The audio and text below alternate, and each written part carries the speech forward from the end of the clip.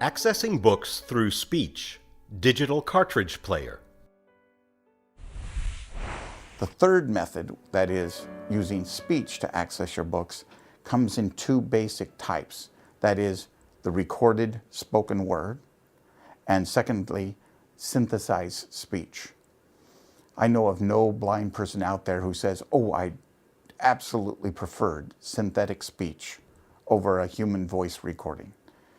There's less of the, if you will, acting in the background of a synthesized speech read e-text than that of a human narrator.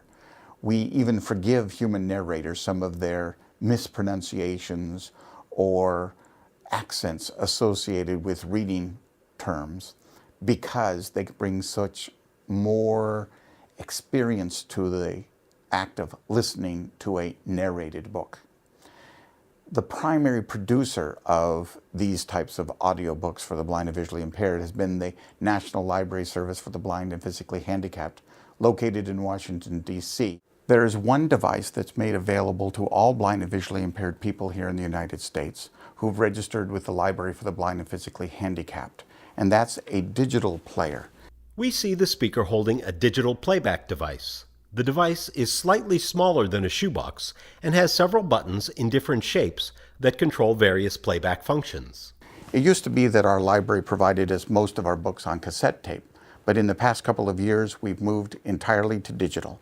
This small machine can be operated on both battery and plugged in, and instead of having a cassette to slide into it, we use a digital cartridge. Our books come to us through the mail, free matter for the blind, so nobody's having to pay postage to send them to and from. The speaker opens a gray plastic case and removes a cartridge slightly smaller than a deck of cards. This is actually an SD card or secure digital card placed into a hard plastic case so that it's more easily grippable and so that it will be large enough to hold a label both in Braille and in print. I'm going to take this,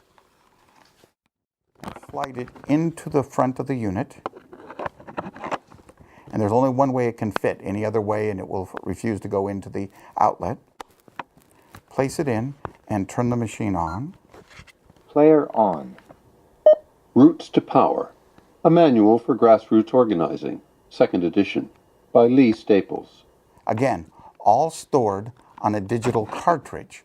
These cartridges can come through the mail, or the service is also available as what's called a digital download. This is where you go onto the internet to a specific website where you're provided with a username and password. You can go through the catalog of books available, download them to your computer, and then transfer them onto a blank one of these cartridges prior to inserting it into the machine. Fade to black.